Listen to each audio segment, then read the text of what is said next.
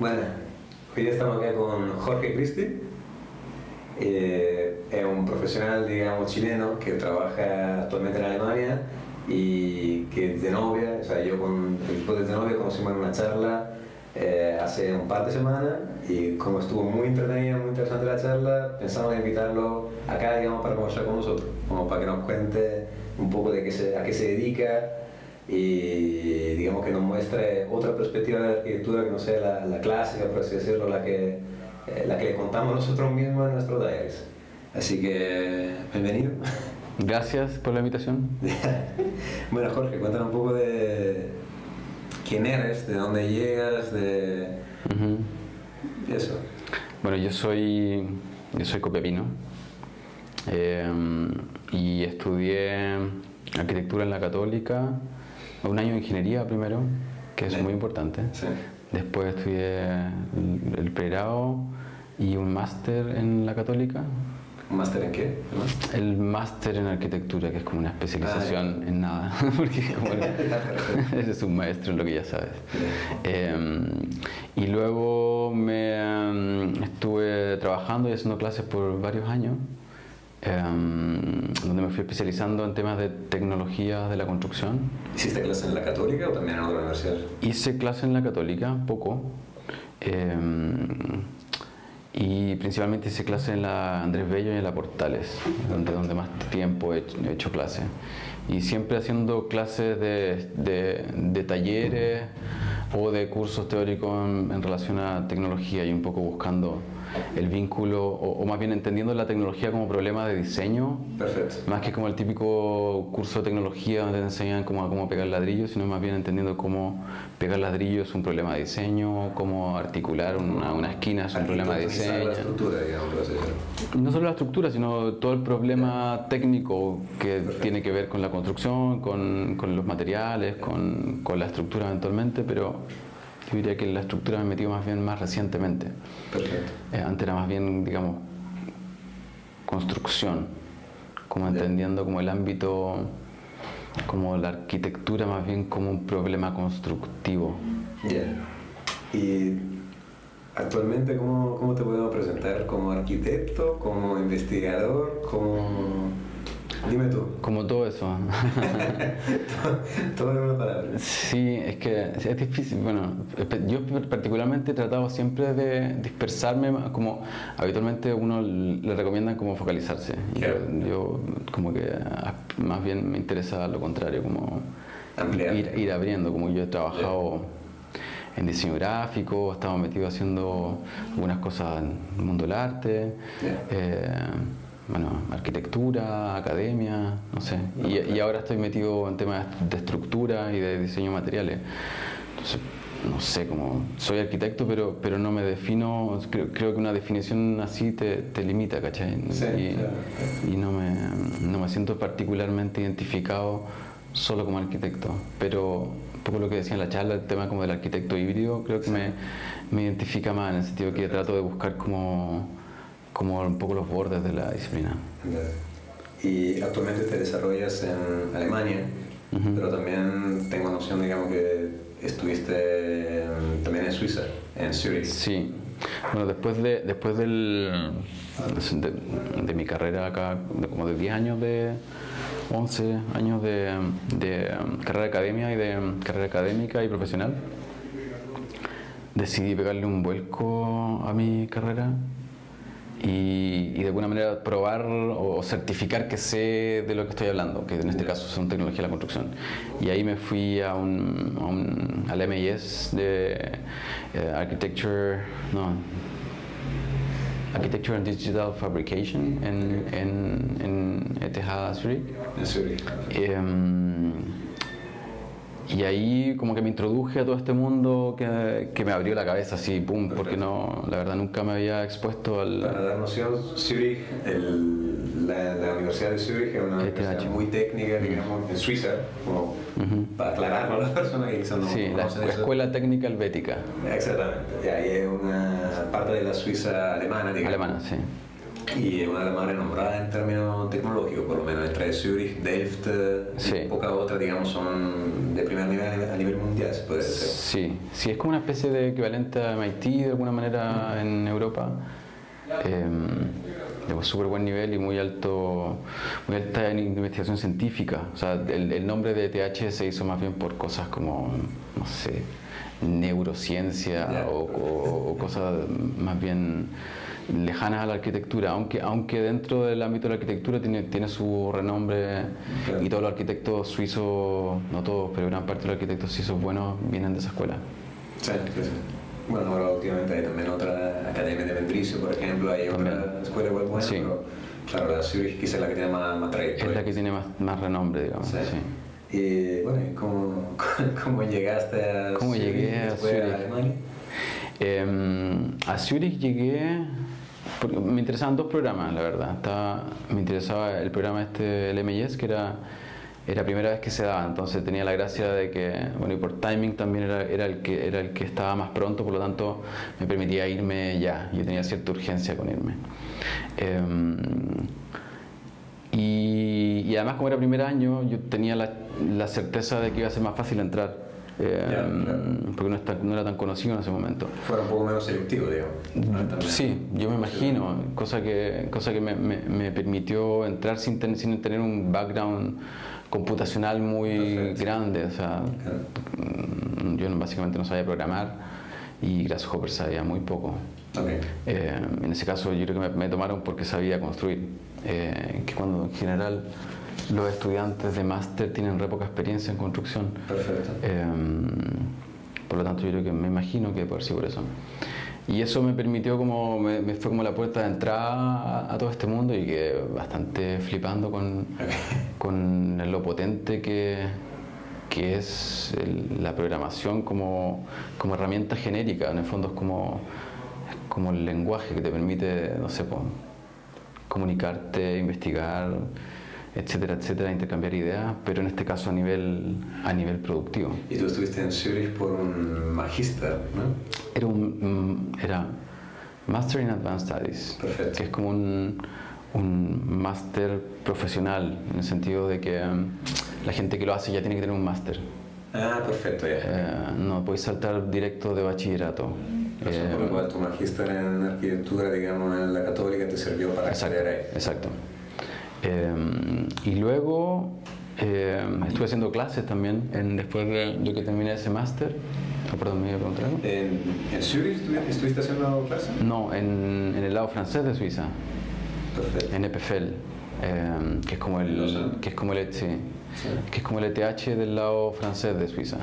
¿Y cómo combinabas el hecho de vivir en Zurich? O sea, ¿viviste un tiempo en Lausanne? Me fui a Lausanne, sí. Perfecto. Me fui a Lausanne. ¿Y cuánto tiempo viviste tú en general en Zurich? En Suiza 2 años. En Suiza 2 años. Un año en el lado alemán y un año en el lado francés. Pero siguiendo, digamos, cursando el magíster.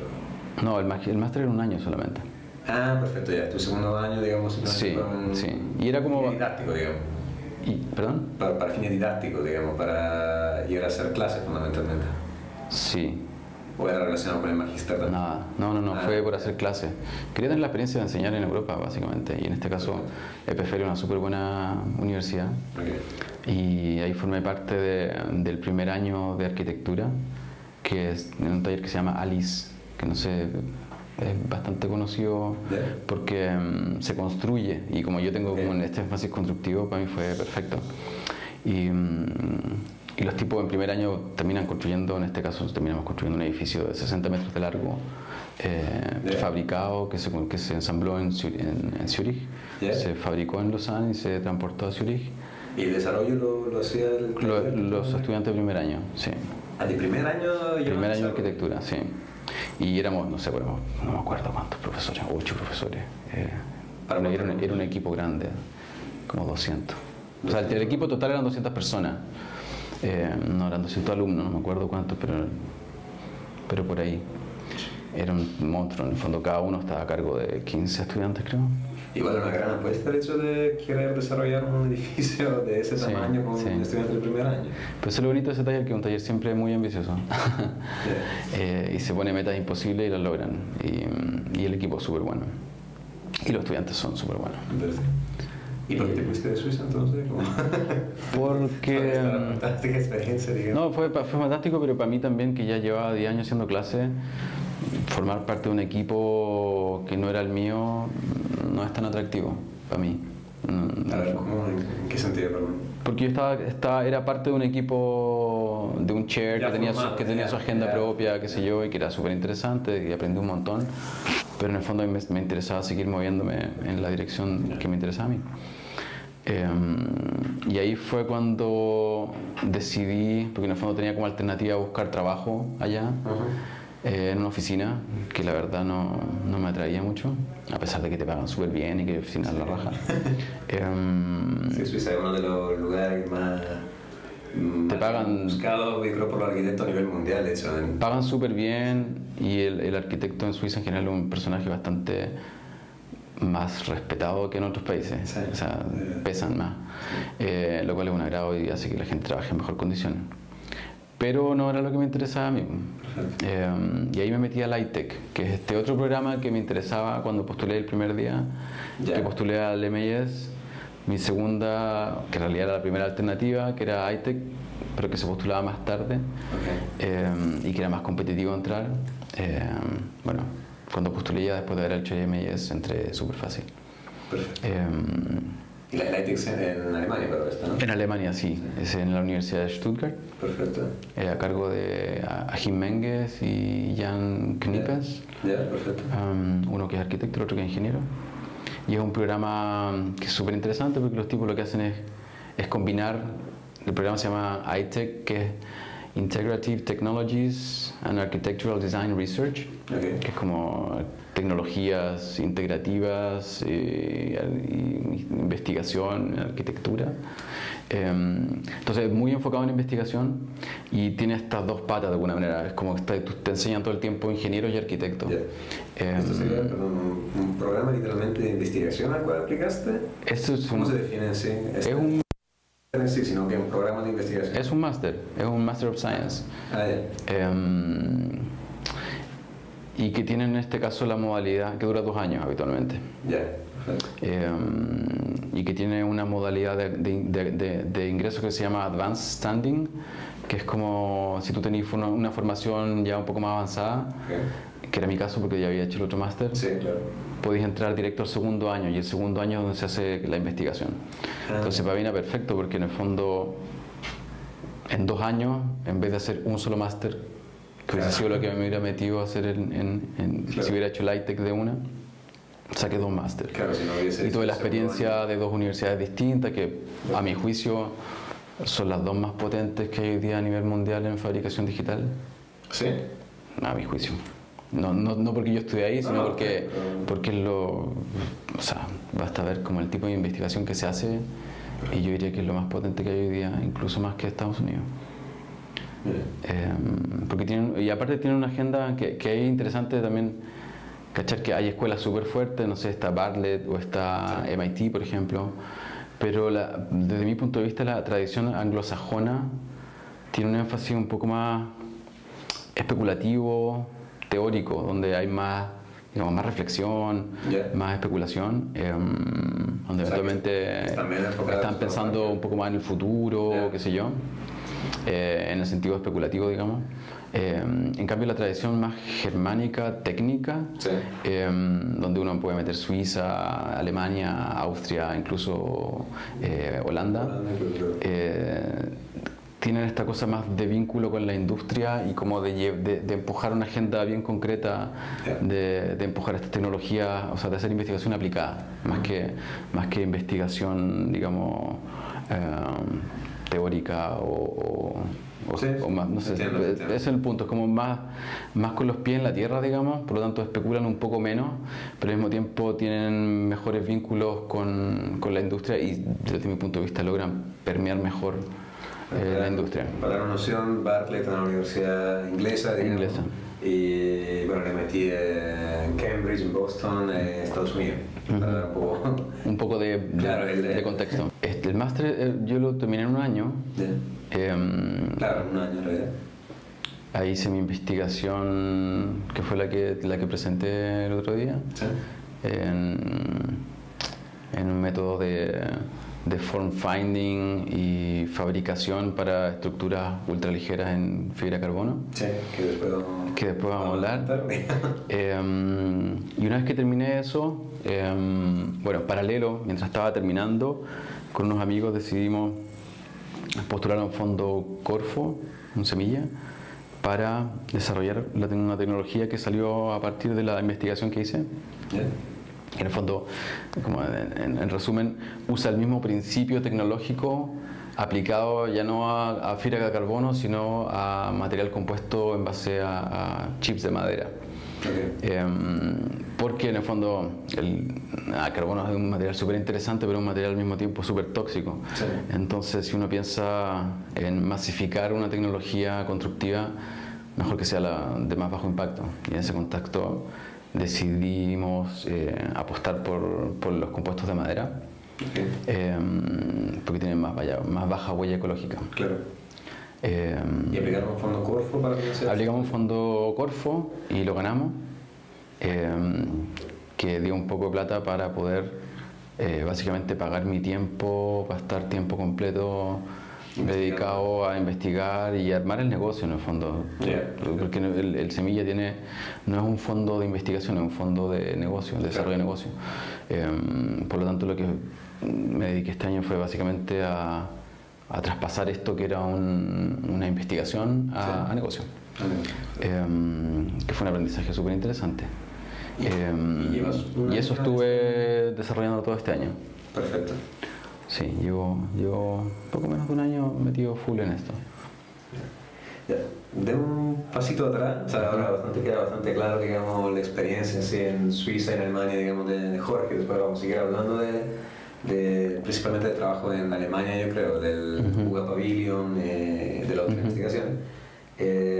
Cuéntame un poco sobre tu vida anterior, digamos, tu experiencia como arquitecto, digamos. ¿Nunca trabajaste en Copiapó, por ejemplo? No. ¿Nunca tuviste una relación directa con tu ciudad natal? No, yo me fui a Copiapó y nunca más volví. Sí. No, yo me cambié para acá para estudiar y me quedé acá, en Santiago. ¿Y saliendo de la universidad? Saliendo de la universidad trabajé con Alejandro Aravena un buen tiempo. Hice mi práctica ahí. Trabajé un par de años con él. Me dijiste que todavía no era la oficina, digamos. No, la oficina era Alejandro Aravena, Víctor Odó y yo. Ah, sí. Esa era la oficina. O sea, básicamente la oficina era Alejandro. Sí. Y nosotros estuvimos ahí para un proyecto para la casa en Pirihuayco. Eso fue. Y de ahí Víctor se quedó trabajando con él hasta el día de hoy. Claro, no lo sé. Exacto. Y yo de ahí para adelante empecé a funcionar más bien como plugin, como si necesitaban gente, yo entraba y salía y estaba como básicamente haciendo el máster, después me entré a hacer clases y a mí me interesaba no perder esa dualidad de mantener academia y profesión, claro, como en diálogo, digamos. Esa independencia, digamos, de tu tiempo al final. Sí, exacto. Sí. Y además que me permitía eventualmente trabajar un poco más independiente, empezar a desarrollar mi práctica, colaborar con otro arquitecto, que también estuvo súper bueno. También me comentaste que igual realizaste proyectos tuyos, tanto supongo me dijiste de residencial en cuanto de comercial, ¿no? Sí, me hice mi oficina. Pero también era como una oficina bastante al margen o sea, más que al margen, en paralelo con mis clases. Como digamos, las clases eran el core de mi trabajo y la oficina solo tomaba los proyectos que me interesaba. Okay, un complemento a tu principal actividad didáctica. Exacto. En comparación con otros amigos que estaban dedicados a la arquitectura de lleno y que de ahí un poco tenés que estar trabajando con un par de proyectos en simultáneo, entonces a mí me interesaba como poder dedicarle bastante más tiempo a los proyectos y hacerlo un poco por placer y en el fondo ganar la plata parar la olla con las universidades. Con la universidad, perfecto. Que también estaba todo el rato desarrollando cosas que me interesaban, así que... También trabajaste, me comentaste con Cecilia Puga y Miriam Radice. Sí, trabajé con ellos, con Cecilia más bien haciendo cosas de representación, que también por mucho tiempo hice render y animaciones. Con eso me pagué el máster, digamos. El máster en Chile. El máster en Chile, sí. Y de ahí, desde eso fui transitando hacia la arquitectura, digamos. Y con la Cecilia trabajé en un proyecto. Sí. Y bueno, ¿y esto hasta qué edad? O sea, ¿cómo de alguna forma pasaste por así decirlo, de la vida normal que pues, se podría decir que viven muchos arquitectos independientes, muchos viven de la clase de la universidad y seleccionar algunos proyectos en que trabajar? ¿Cómo pasaste, digamos, a esta dimensión, digamos, investigativa en otro país? ¿Por qué terminaste tomando esta decisión? ¿Y a qué edad también? Bueno, pasa en Chile, como quizás en muchos otros lados, que es divertido porque muchos de los profesionales que yo respeto en Chile, yo diría casi todos, hacen clases. Y hay una cierta ¿cómo se dice?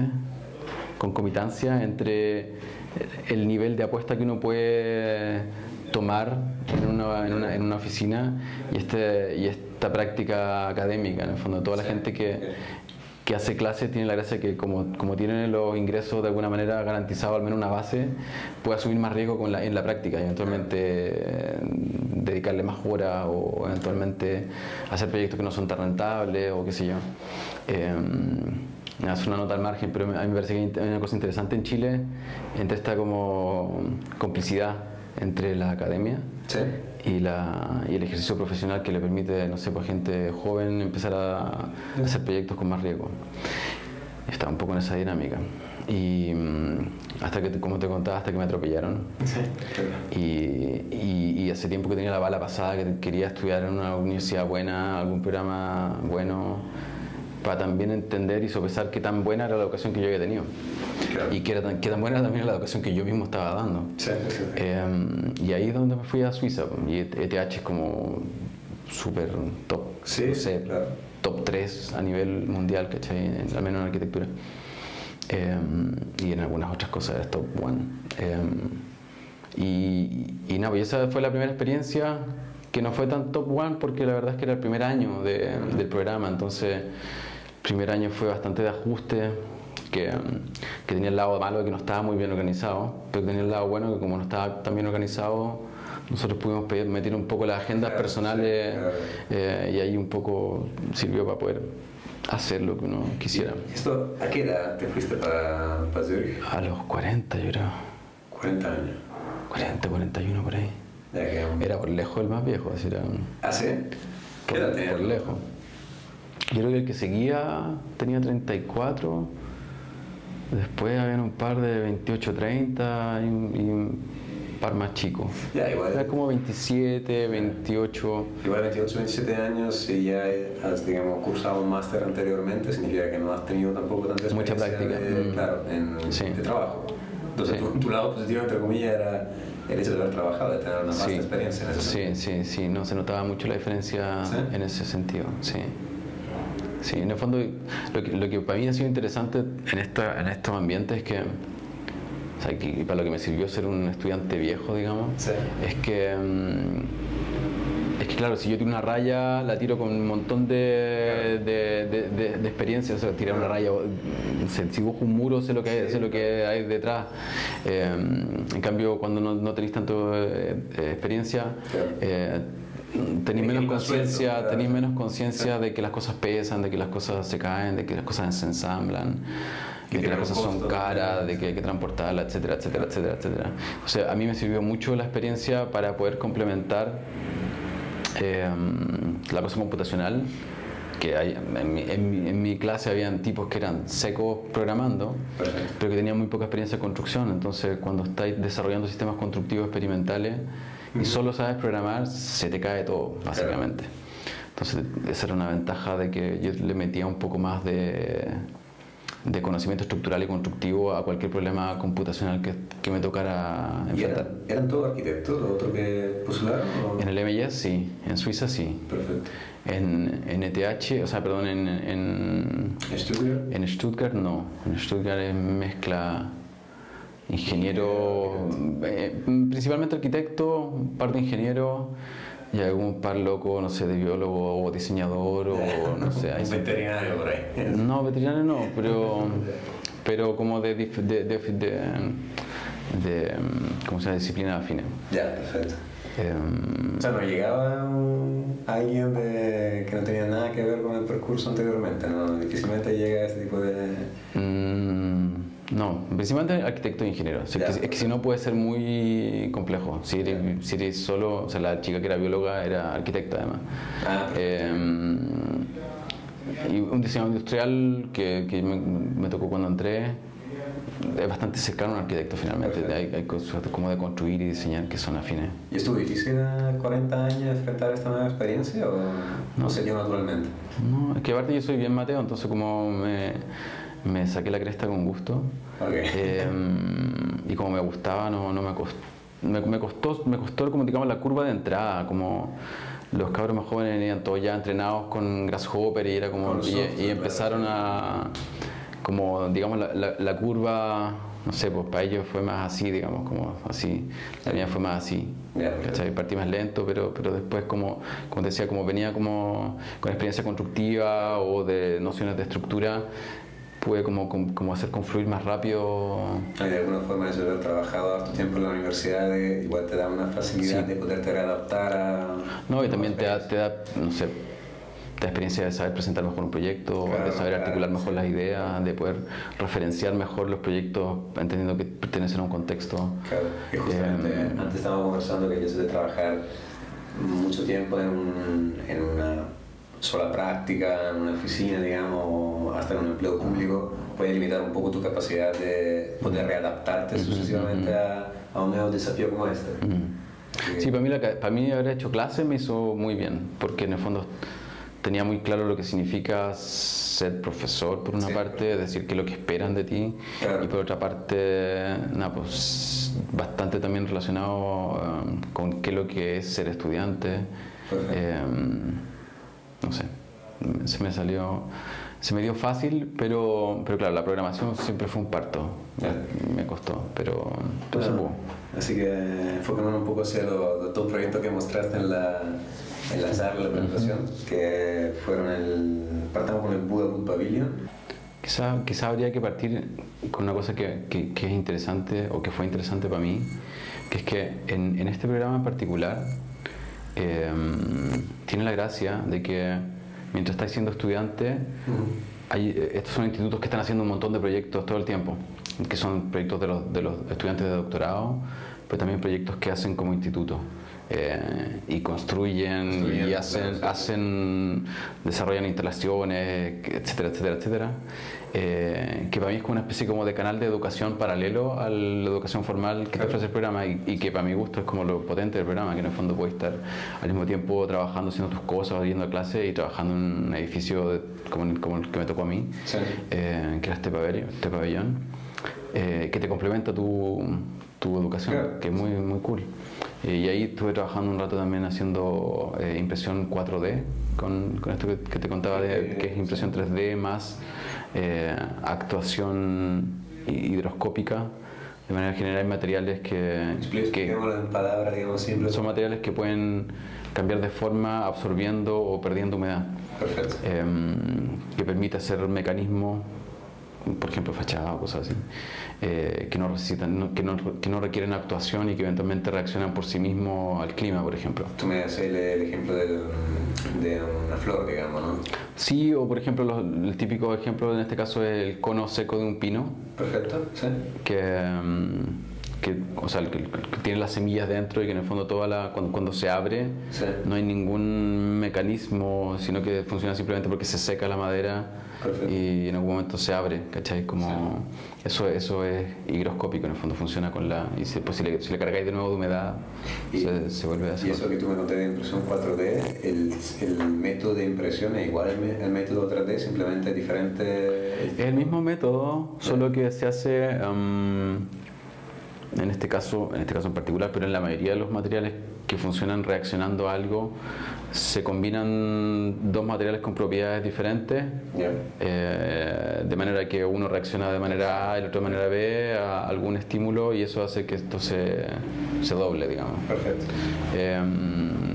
Y eso se puede programar, digamos, se puede organizar de manera que suceda como uno quiere. Y esa propiedad hay mucha gente que está estudiándola. Y bueno, y la otra pega que hice fue esta del Buga Wood Pavilion, donde yo me sumé, digamos, a la implementación del proceso constructivo.